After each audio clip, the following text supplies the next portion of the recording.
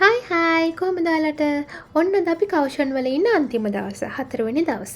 අපි දැන් උදේවරුව යුනිවර්සිටි එකට ගිහිල්ලා කොන්ෆරන්ස් එකේ වැඩ ටික ඉවර කරලා දැන් ආපහු මේ හොටෙල් රූම් එකට ගිහිල්ලා චෙක් අවුට් වෙන්නයි යන්නේ.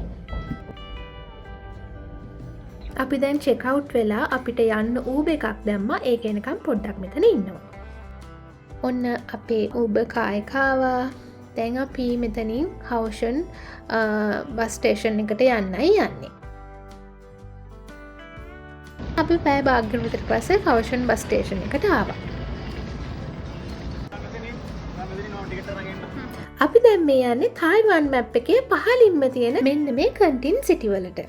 අපි දැන් ඉන්න කවුෂන් සිටි එක තියෙන මෙන්න මෙතන. අපි ඉතින් මෙන්න මේ දුර තමයි බස් එකේ යන්නේ. ඔහොමම ඉන්න මේ බස් එකේ ගමන කන්ටින් ලඟ වෙද්දි හරිම ලස්සනයි.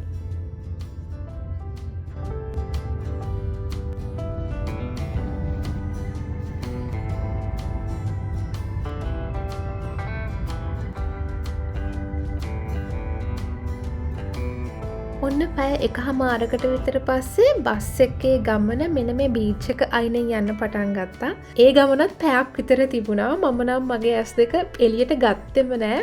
හරිම ලස්සනයි. මුහුද නිල්ම නිල් පාටයි. සාමාන්‍යයෙන් තායිවානයේ අනිත් පැත්තේ මුහුද මෙච්චර නිල් නැහැ. ටිකක් කළුයි. නමුත් මේ කන්ටින් වල තියෙන බීච් එක හරිම ලස්සන නිල් පාටක් තියෙන්නේ. ඉතින් මට ඇස් ඉවතට ගන්න හිතුනෙම නෑ. ඉතින් මං ඒ වීඩියෝ ක්ලිප්ස් උත් කොච්චර දිග වුණත් ෂෝට් කර මේ වීඩියෝ එකට ඇටච් කරා.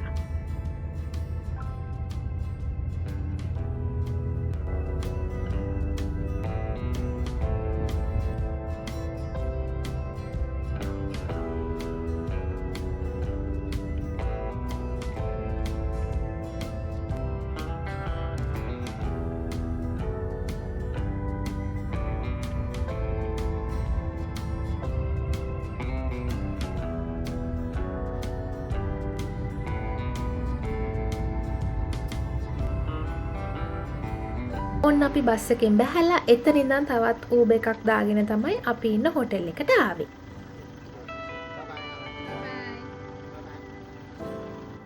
මෙන්න මේක තමයි අපි නැවතලා ඉන්න හොටෙල්. පහළ 7-Eleven එකකුත් තියෙනවා. ඒක හොපේ වෙලාව. මොකද මම දැක්ක විදිහෙන් නම් මේ හරිය වැඩි කඩ නැහැ. ටන්ටඩා මේ තමයි අපේ රූම් එක. හයි. අපි ගිහිල්ලා බලමු කොහොමද මෙතනින් පේන view එක කියලා. අපි මේ හොටෙල් එක බුක් කරේ මට මතක විදිහට trip.com එකෙන්. ඒ වෙලාවේ මේ හොටෙල් එකේ ඉස්සරහා rooms ටික ඔක්කොම book වෙලා තිබුණේ. මේ room එක විතරයි available තිබුණේ. ඉතින් මම පොඩක් දුකෙන් හිටියේ. නමුත් මේ කන්දයි beach එකයි මේ side එකට ලස්සනට පේන නිසා මං හිතන්නේ මේ room එක තමයි ලස්සනම. ඉතින් දැන් අපේ බඩමුට්ටු ටික හොටෙල් රූම් එකේ තියලා පොඩ්ඩක් වටපිට බලන්න කියලා එළියට යනවා. කන්ටින් වල තියෙන ෆේමස් ස්පොට් එකක් තමයි සේල් රොක් එක. ඒක තිබ්බේ හරියටම අපි නැවතිලා ඉන්න හොටෙල් එකට ඉස්සරහා. මේ තියෙන රොක් එක හරිම ලස්සනයි. මුහුද අයිනේ තියෙන තනි ලොකු ගලක්.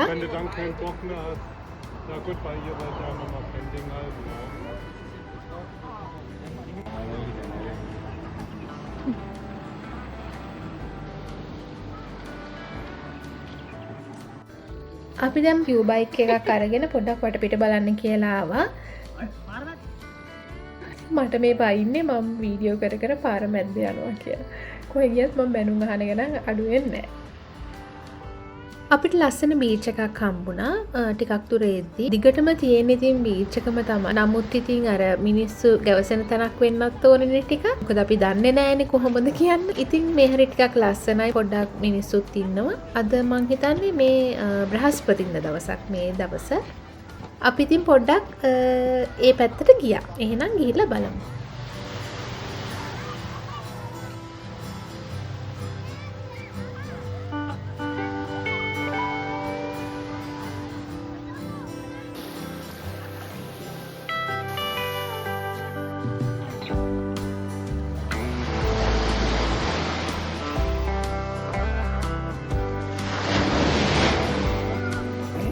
අපි එදා හවස් වරුම් වගේ ගත කරේ ඉතින් ඒ බීච් එකේ කළුවර වැටෙනකම්ම. කන්ටින් වල හෙට දවසේ මොකද අපි කරන්නේ කියලා මම තවත් වීඩියෝ එකකින් අරන් එන්න. එහෙනම් ගිහින් එන්නම්. බයි බයි.